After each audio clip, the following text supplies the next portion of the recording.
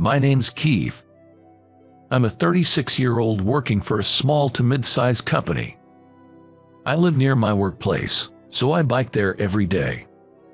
Figured if I'm gonna ride, I might as well do it right, so I bought a road bike and make it a point to ride along the spacious riverbank. I've totally fallen for the charms of cycling, but there's another reason I take the riverbank route. It's because of a woman who sits on a bench by the riverside. I first saw her about a month ago. I was taking a different route to work, the one that goes through this riverbank.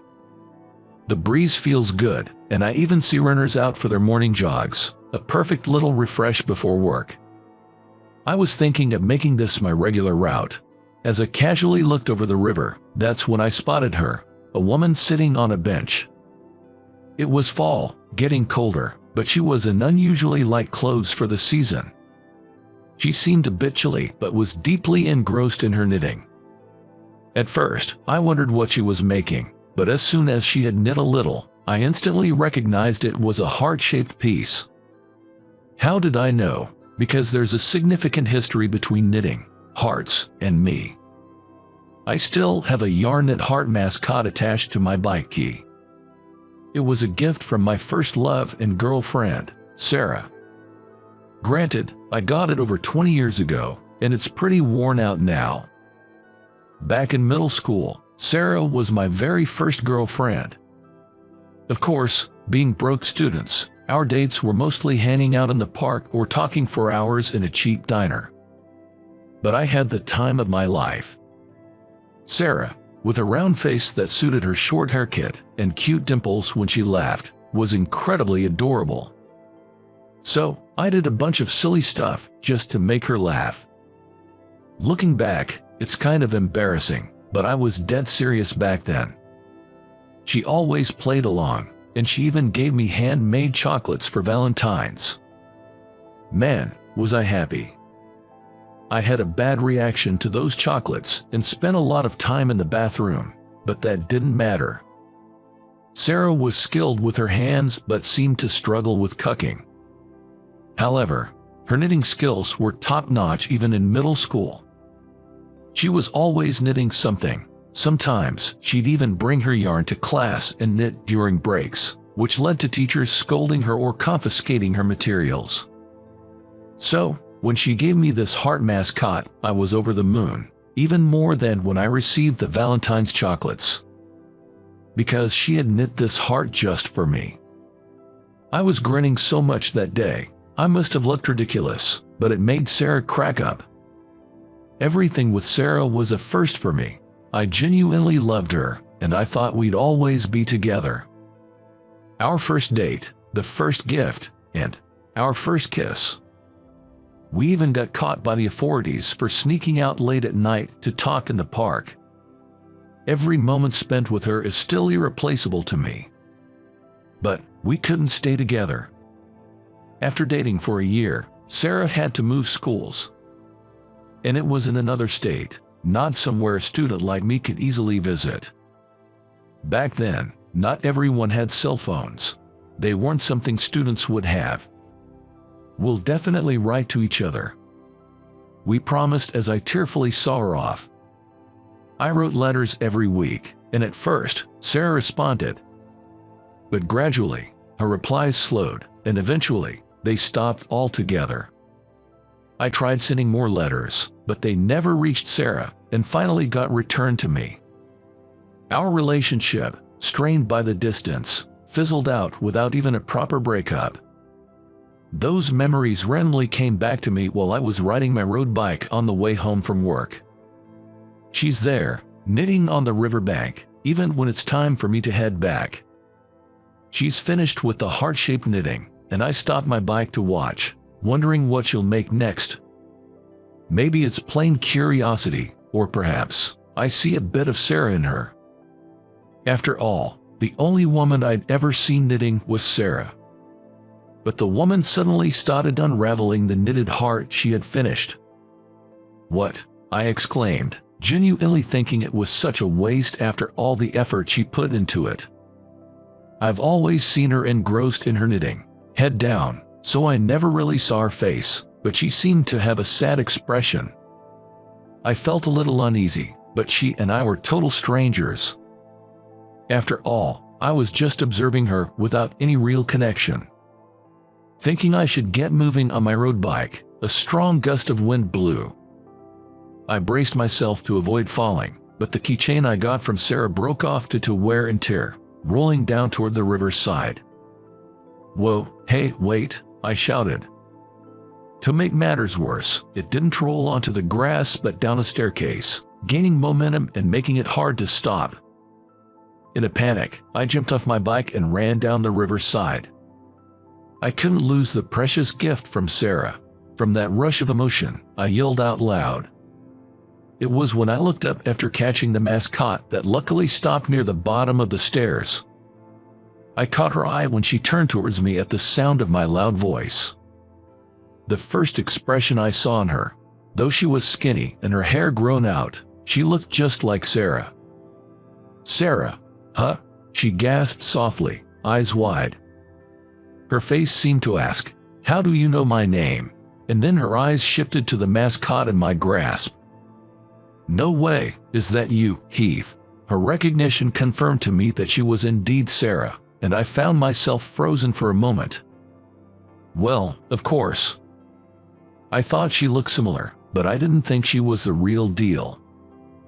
"Long time no see, you don't look, well, though." I knew I had to say something, anything, so I forced out the words. But it seemed I'd stepped on a landmine. Sarah smiled wryly, her head bowed. Yeah, a bit of a rough patch." The reunion, after such a long time, felt awkward. Thinking to break the ice as evening approached, I decided to walk her home. Maybe, like old times, we could chat about the past. If we walked home together like we used to, we might be able to share some old stories. But then I heard Sarah's bombshell. "I don't have a home." The cozy atmosphere turned super awkward. Caught off guard, I blurted out, "What do you mean? You don't have a home?" What a spur-of-the-moment question. Sarah, with a self-deprecating tone, confessed, "Actually, after I moved, my parents got divorced. Neither of them wanted to take me in, so I ended up in a facility. It's tough to get a decent job with just a high school diploma. Now, I'm living in a cheap inn, picking up odd jobs here and there." She said this while staring at her yarn. I realized then, Sarah must be struggling financially, unable to afford new yarn. That's why she's been unraveling old pieces. Her light clothing wasn't a fashion choice, it's all she had. "Did you stop sending letters because you went to that facility?" I asked. "Yeah, things were hectic, and I couldn't take your letters, Keith. I didn't know your address, so I couldn't send any. I'm so sorry." She admitted, still looking downcast. I just wanted to see Sarah smile again, like in the old days.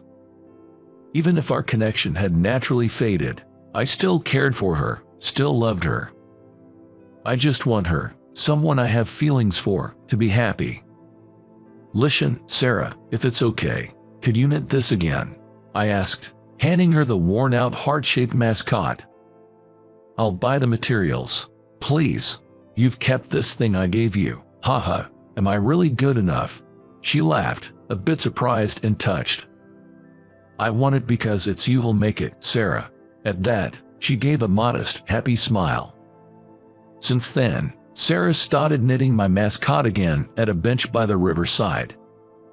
I'd buy whatever she told me to get and hand it to her. I considered going with her, but I didn't want her to worry about the cost, so I just handed her what I bought. In the mornings, I could do little more than greet her, but I made sure to stop by Sarah's place on my way home to talk, even for a bit. But the conversations were always about the past. About things we did in our club activities or embarrassing ourselves by hitting the wrong note during a singing contest. For us, the only common ground was those old stories. But that was enough. Because Sarah started to smile a little more. 2 weeks later, Sarah made a stunning heart-shaped mascot for me. It's clear she's improved her skills, Her mascots used to be just plain pink, but now they have red patterns on them and look much cuter. Well, this looks like something you could buy in a store. Oh, come on, it's not that great. She was modest about it, but the mascot I attached to my road bike ski was very popular at work. I want one like this. Where did you buy this? It was particularly popular among the female employees. I spontaneously thought, if Sarah sold the one she made, she could make a living off of it. Nowadays, people thrive selling handmade items online. With some yarn, Sarah's creations would definitely sell. I was sure of it, partly because of my business intuition. So, when I suggested this to Sarah, I can't do it. Why not? It was a hit with the women at work. The problem is I don't have an address. It hit me then. Even if she made and sold the products without a permanent address, there would be no place to list for returns. She would be in a bind if there was a mistake or a return. I wish I could make a living off of knitting too, but reality's tough. How about renting an address? I suggested that to Sarah, who was downcast. Many people these days don't want to use their home address, so there are services where you can rent one monthly. Sarah was surprised and said, I didn't know that, but I don't have the money. I'll cover the costs for materials and such. Once you make a profit, you can save it and eventually rent your own place. But I don't want to trouble you, Keith. How about this? Think of it as a business deal. I believe your knitting will be a hit. It's not just about helping her because I love her. I'm truly in awe of Sarah's talent and want the world to see it. I'm willing to support her financially to make that happen. Finally, Sarah agreed, saying, I want to try it for a year. If she doesn't see results in a year, she'll quit. With that understanding, I supported her. Under that promise, I stepped in to support Sarah. But honestly, I had underestimated the situation. I was hoping that Sarah's knitting would gain traction, maybe around 6 months in. But Sarah's knitted goods started flying off the shelves almost instantly. It all began with her setting up a stall at a local flea market, where her knitted items, especially earrings and stids made with yarn, garnered a lot of attention. Thanks to this, her reputation grew, and when she participated in paid craft fairs, she made a decent profit. Of course, I helped out at the events, but Sarah is just amazing. She participates in events every month and yet never runs out of stock, always producing new items. I often wondered, how can she knit this fast and maintain this quality? Seems like she also started advertising on social media. Apparently, she began taking custom knitting orders online. She especially became a hit with moms wanting knit items for their children. Sarah is always busy knitting. Once she had saved up a decent amount of money, she could afford to buy clothes, and Sarah became noticeably more lively. She had been a bit too skinny, after all. Now when she smiles, dimples form, making her look just like she used to. In just 6 months, Sarah became a handmade crafts artist who made a significant profit, and she could purchase her own materials, and she no longer needed to stay in it. And now, she's living with me. About 3 months after she started selling her knit crafts, it honestly became more convenient for her to hold event meetings and get some assistance with delivery at my place. That's the official reason, at least. Sarah said she'd be fine living with me, and after the promised year passed, I took the plunge and proposed. She laughed and said, "We're pretty much like a married couple already," and gladly accepted. We've discussed having a wedding once things slow down a bit since Sarah is quite busy with her handmade orders. But to be honest, I just want her to finish her current crafts. After all, there are so many knitted items in our house waiting to be sold. I even built a shelf myself to help organize things. On the very night she moved in, no less. Instead of a traditional wedding night, I was doing some DIY work for Sarah. It had been a while since I did something like this, and honestly, I struggled. Seeing my efforts, she tilted her head and asked, having trouble fitting it in. She said that because she noticed several bent and unusable nails around me. I just can't seem to get it right. Why does it keep bending?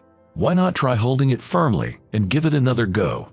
I took Sarah's advice and tried again, but I messed up about 7 times.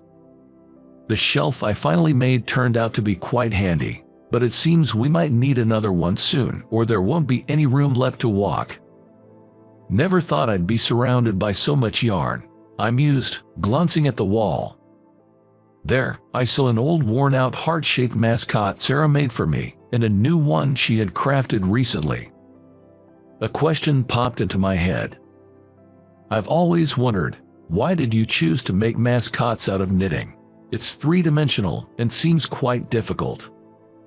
By now, Sarah crafts them effortlessly, but back then, stuffing them with cotton must have been a challenge. As I pondered, Sarah, still knitting, said with a chuckle, "Who knows? Why don't you look it up yourself?" So, I did some research on mascots, and I understood her point. A mascot is a person, animal, or object believed to bring good luck. She gifted me the heart mascot, hoping to bring me good fortune. Maybe it's thanks to this mascot that I'm living such a blessed life now. It might even be the reason we got back together. Truly, it brought me so much luck, and as I thought this, I lovingly watched Sarah knit.